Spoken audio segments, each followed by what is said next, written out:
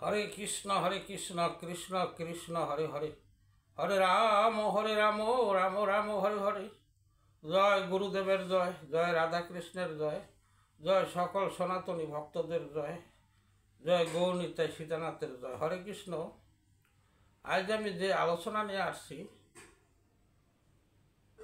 কলির ভগবান সম্পর্কে।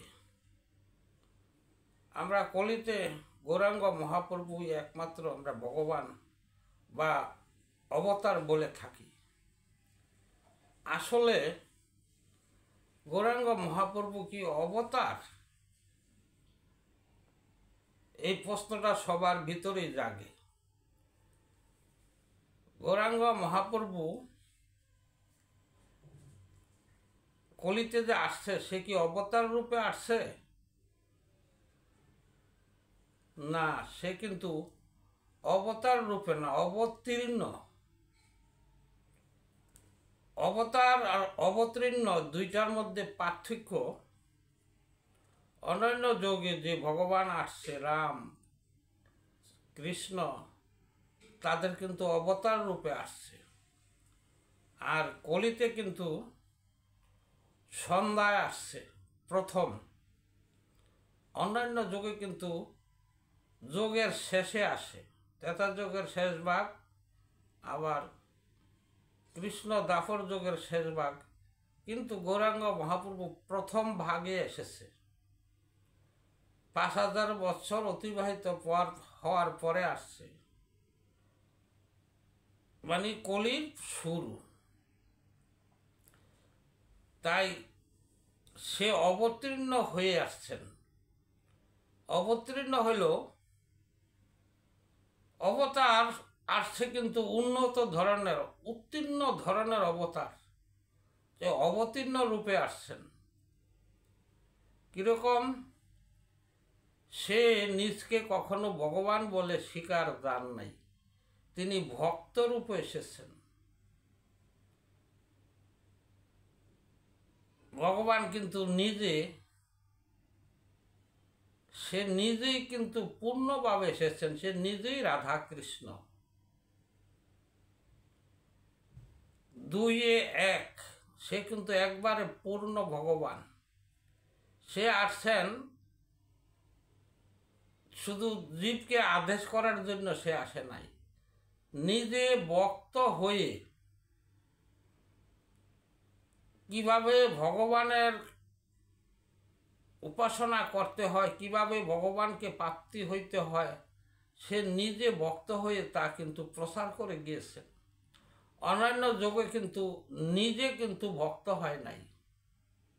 তারা আদেশ করছে যেন এই কাজ করলে বা এইভাবে ভগবানকে পেতে পারো, কিন্তু না, সে নিজে আসরিয়া জীবকে শিখাইছে। তাই আমাদের কলির জীবের আমরা এতই ভাগ্যবান যে ভগবান নিজে আসরিয়া শিখাইছেন, আমাদেরকে আচরণ করতে বলেছেন। আমরা এতই ভাগ্যবান, তা বলা খুবই দুঃসাধ্য। এই ভগবানকে পেয়ে আমরা কিন্তু সেই ভগবানের নাম নেই না, আর ভগবানের আদেশগুলি স্মরণ করি না। আর এমন এই সহজ উপায় দিয়ে গেছেন, কলির জীবের অল্প আয়ু, অল্প জ্ঞান, তারা কিন্তু সেই ভগবানের উপাসনা করার তাদের সুযোগ হাতে নাই। তাই একমাত্র নাম সংকীর্তন, বৈষ্ণব সেবন, এর মাধ্যমেই সেই ভগবানের কৃপা লাভ করা যায়। অন্যান্য যুগে কিন্তু ধ্যান, যজ্ঞ, নানান রকমের উপাসনা ছিল, তাদের এগুলা করতে হইত, পূজা অর্চা। কিন্তু কলিতে ভগবান একমাত্র নাম সংকীর্তন করে আর বৈষ্ণবের সঙ্গ করে, বৈষ্ণব সেবন করে সে উদ্ধারের রাস্তা পেতে পারে। তাই ভগবান এই যে আমাদেরকে শিক্ষাগুলো দিয়ে গেছেন, আমরা সকলেরই কিন্তু এটি আচরণ করা উচিত। আর ভগবান এতই দয়ালু, সে কলির জীবের অসহায় দেখে যে জীব উদ্ধার হবে কিভাবে, তাই নিত্যানন্দ প্রভুকে বলেছেন ঘরে ঘরে হরির নাম দেওয়ার জন্য। নিত্যানন্দ প্রভু যখনই নাম প্রচার করতে গিয়েছেন, জীবের হাতে ধরে বলছে যে তোমরা একবার হরে কৃষ্ণ বলো, কিন্তু জীব বলে না। জীব তা কোনো গ্রাহ্য করে না। তখনই তাদের পায়ে ধরে পর্যন্ত বলছে যে জীব একবার হরে কৃষ্ণ বলা, আমি তোমাকে উদ্ধার করব, আমি কথা দিলাম। তাও জীব শোনে না। তখনই গৌরাঙ্গ মহাপ্রভু যে চিন্তা করলো, এই কলির জীব তো এতই অসহায়, তারা তো সহজে নাম নিবে না।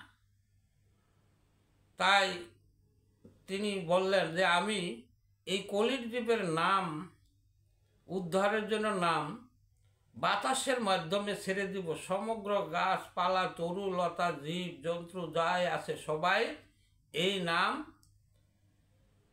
স্মরণ করবে এবং এই নাম সারা বিশ্বে প্রসারিত হবে।